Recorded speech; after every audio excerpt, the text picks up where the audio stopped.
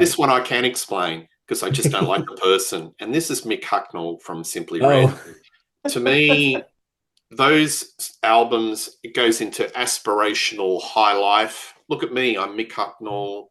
I've made love to 10,000 women in one day. when I was in college, I hated Simply Red so much. It's just smug. There's a Yeah, smugness. If you don't like, I mean, why did God gift this guy with such great vocals and put it in a person that's not basically a very nice person? I just don't get yeah, it.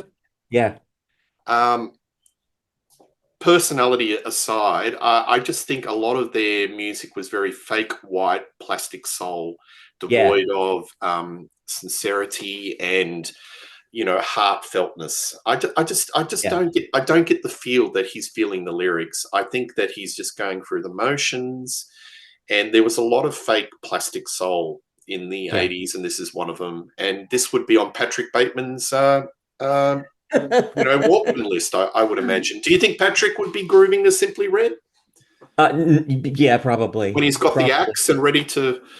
And I do want to say that there's a lot of that fake soul that I really like. I mean, Daryl Hall, he's great, He's but not fake and at I all. like it when That's not somebody fake though. That's that's not kind of fake. real, right? But I Yeah. mean, there's a lot of that stuff that happened in the '80s that I think is good, but Simply Red isn't it. I like their song "You Got It." I think that's a really pretty song, but I think that might be a cover.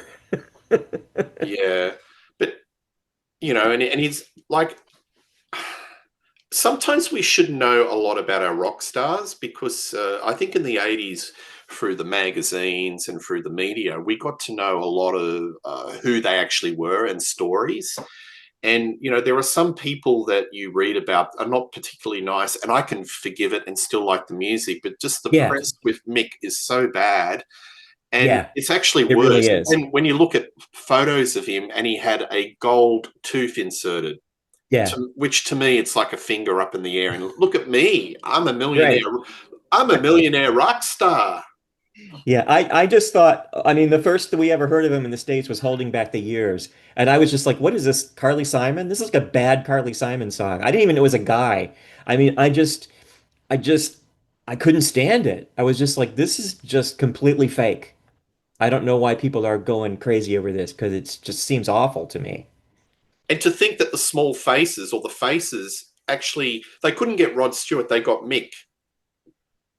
Did you know that? I didn't Look, know that. look it up. Look it up. They did a Wow. couple of, that's just whack how Yeah, they why did would you that. sign up to be in a band with that guy? Yeah, unbelievable. Anyway, Mick Hucknall. Yeah, anyway, Mick. Well, I've got another one, and this one's really different.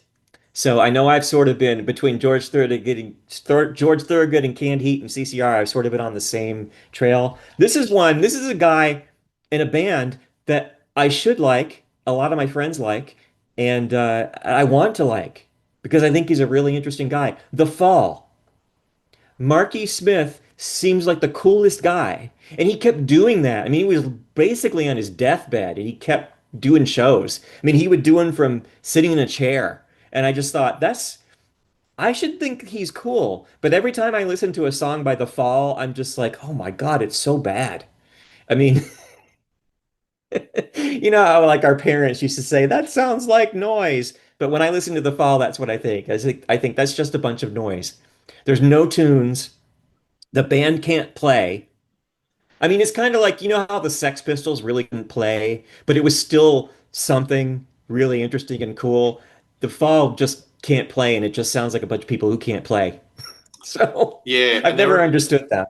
absolutely, and there were 300 people in the band, and they Right. couldn't play.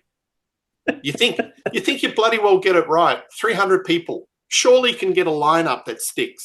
Yeah. There was a really funny comic strip about 10 years ago that was this girl who was like playing the clarinet or something like that. And he's like, hey, it's me, it's Marky Smith. You want to be in the Fall? And she was like, sure. And then she like played one song and he was like, okay, your time is up. Absolutely.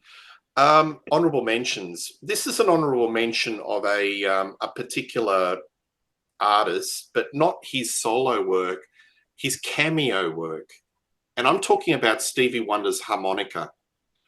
I can't stand it where Stevie Wonder comes on a song and he does these squeaky little harmonica solos. It spoils the song.